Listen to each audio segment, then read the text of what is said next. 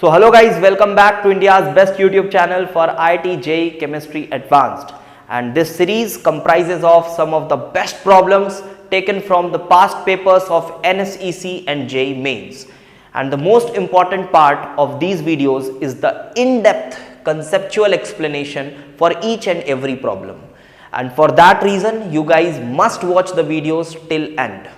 And if you feel comfortable with these comparatively simple problems, you must go out of your comfort zone and try out our Real JEE Advanced question series, where you get tough but relevant problems of JEE Advanced Plus level. And I am 100% sure that if you follow this series followed by Real JEE Advanced question series, you will get a boost in your IIT JEE score, and this channel will ultimately increase competition among all IIT JEE aspirant across India. So hello guys, here I am with part 44 of the series and taken a question from Inorganic Reactions JEE Main paper 2019. ये elemental detection में दिया हुआ है, although यहाँ पे P block elements लिखा हुआ है मैंने, बट ये आपकी एनसीईआरटी बुक में आप general organic chemistry class 11th वाले सेगमेंट में पाओगे इस पार्ट को, जहाँ पे आपको क्वांटिटेटिव एस्टिमेशन ऑफ एलिमेंट्स से पहले जब एलिमेंट डिटेक्शन आप करते हो किसी ऑर्गेनिक सैंपल में कि इसमें फॉस्फोरस है कि नाइट्रोजन है कि नाइट्रोजन है कार्बन है, ये सब चीज़ें आप जब डिटेक्ट करते हो तो वहाँ पे आप ये रिएक्शंस पढ़ते हो, और इसके बाद फिर आप क्वांटिटेटिव एस्टिमेशन करते हो, ड्यूमास मेथड, जेडाल्स मेथड और कैरियस मेथड, ये सब चीज़ें आप करते हो. ठीक है, तो यहाँ पे ऑल्दो अगर आपने पढ़ा है तो विद इन 2 सेकेंड्स आप आंसर कर लोगे अमोनियम मॉलिब्डेट देखते ही, लेकिन मैं आपको पूरा सीक्वेंस ऑफ रिएक्शंस बताता हूँ. आप वीडियो को पूरा देखिए, रिएक्शन रिवाइज करना है क्योंकि ये भूल जाता है रिएक्शन.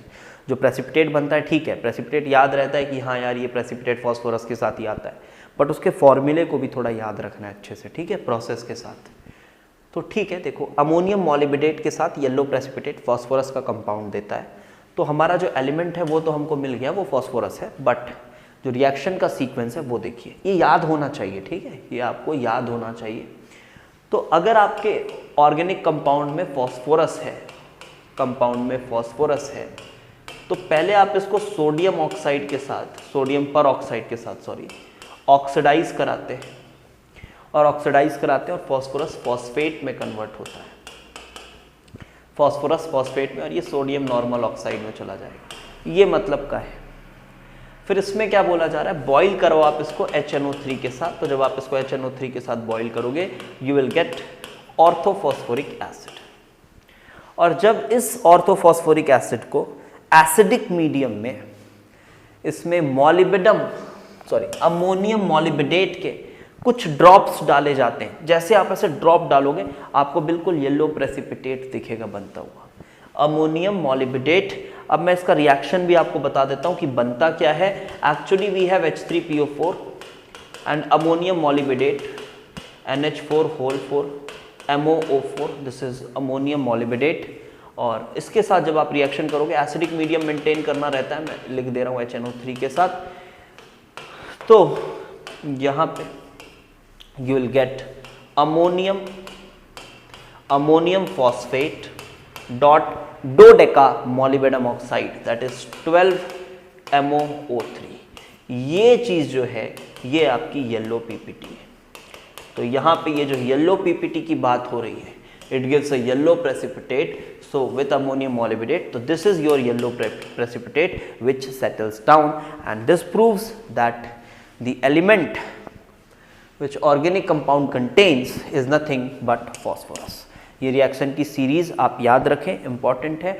और साथ ही साथ वो एनसीईआरटी में और भी जो एलिमेंट्स के रिएक्शन है सल्फर के दिए हुए हैं, उनको भी आप जाके एक बार गो थ्रू कर लें, काम आएगा, स्पेशली JEE मेंस में. और इस साल तो JEE एडवांस 2022 में भी बहुत जगह उन रिएक्शंस का यूज़ दिखा है.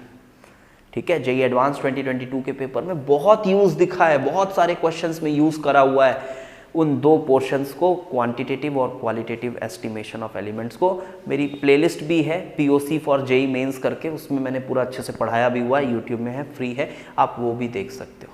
Thanks for watching.